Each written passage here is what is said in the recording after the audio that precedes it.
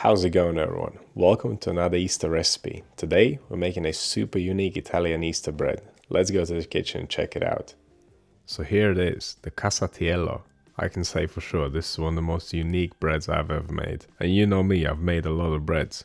It is a Neapolitan Easter cake or Easter bread filled with cheese and meat and then rolled up and baked with raw eggs on top. And those eggs get fully cooked during baking and they are perfectly edible. This is actually the second Italian Easter bread on my channel that has a whole egg baked on top of it. The other one is called pane di Pasqua and it's a sweet bread. You can check it out in the Breads of Easter playlist. But let's have a closer look at the cross section of this bad boy.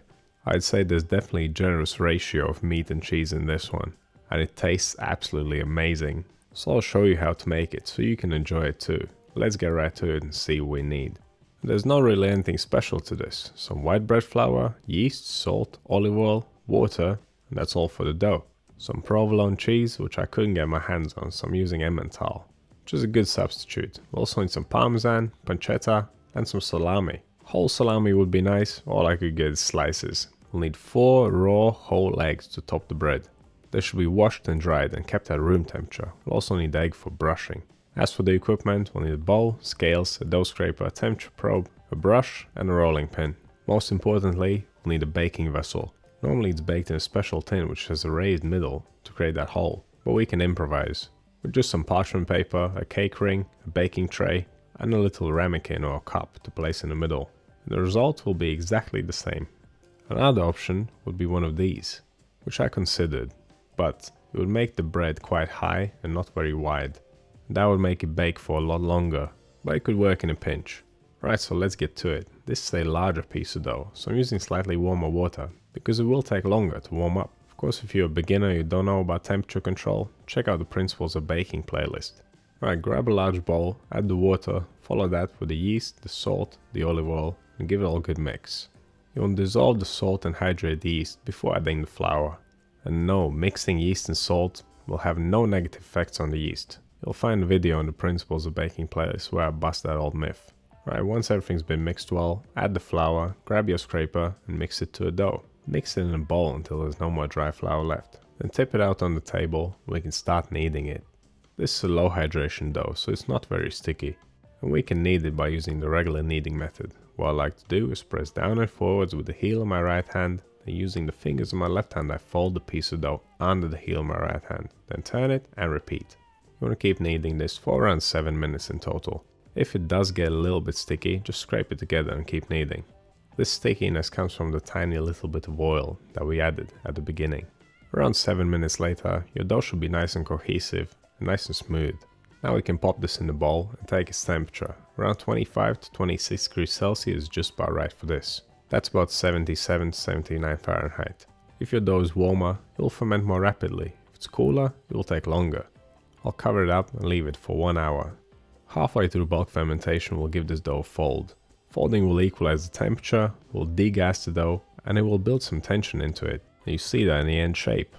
As it's baking, we'll have a nice domed top instead of being flat. To perform a fold, tip the dough out on the table with the smooth side down. Then stretch it out and fold the edge over the middle, going around in a circle until you reach point where you started. Once the dough ball is nice and tight, flip it smooth side up again, round it off, and back in the bowl it goes for another hour of fermentation. And after the second proof, we can do the final shaping. There are a couple of mistakes on my part I have to mention here. The dough should contain black pepper, and I've written it in the recipe. I just forgot to add it, to be honest.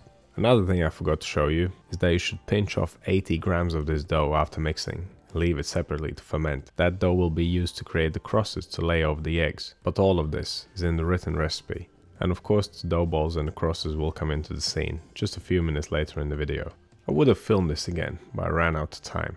Now back to shaping. First, press the dough out by hand and then continue on with the rolling pin. You want to roll it to about 70 centimeters wide, which is around 27 inches.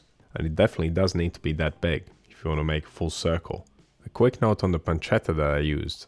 I cooked it for around 5 minutes in a pan. You can see me using the fat now. I decided to brush it over the dough. We don't want to lose that flavor. I cooked it beforehand because I didn't want to put raw meat inside this bread. I mean, yes, it's cured, and yes, it will come up to the right temperature whilst it's baking inside the bread, but still, I prefer it this way. And now all that is left to do is to fill it up with ingredients. Other cheeses like scarmoza or pecorino are also common in this. This actually kinda reminds me of stromboli. It's the rolled up pizza with no sauce. So as I mentioned earlier, you should pinch off 80 grams of this dough after mixing.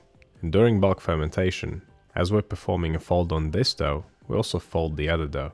And then after we finish rolling this one up and placing it in the tin, we should divide that dough into 8 equal pieces weighing 10 grams each. And then round them off into little balls, which you'll leave for the final proof, alongside this main piece of dough. And those little dough balls will be shaped into crosses just before we bake it. Maybe it sounds complicated because I haven't showed it on the screen, but once you see me shaping them later on in the video, everything will be clear. Right, let's get back to rolling. Once you spread the ingredients, press them in using the palms of your hands. Brush the top edge with water, that will be the glue that seals this roll up. And then starting from the bottom, roll it up gradually. Try and roll it tight, but not too tight. We don't want too many air pockets in this. But of course you also don't want to tear it. If you feel the dough resisting, then don't force it, just roll it more loosely. And once you've reached the top, seal it up. And if you have ever made cinnamon rolls before, this process would have been quite familiar to you. But the next step might be new. Right, place the roll in front of you so the seam is pointing down. Now shape it into a circle by bringing the two ends towards each other. To connect them, take one end and open it up. You want to make the opening big enough so that you can accommodate the other end. Imagine a snake eating its own tail. Try to get it in quite deep, a good 5 centimeters or 2 inches I'd say. Finally, just make sure everything's nice and sealed. It's done. Now we can go in our pre-made baking contraption. Quick note on the little ramekin there, I've greased it with some butter, just so the dough doesn't stick to it. Now carefully lift up the dough ring and place it in the baking vessel. And this is now ready for the final fermentation. And as I mentioned earlier, the crosses will be made before baking. The final proofing will take around 2 to 2.5 hours. We really want to make this rise. You don't want this bread to be dense. And if yours is rising slowly and needs longer, then leave it for longer. During the final hour of fermentation, preheat your oven, 180 degrees, fan off. And that is 355 Fahrenheit. And just look at how beautifully that's puffed up, it's massive.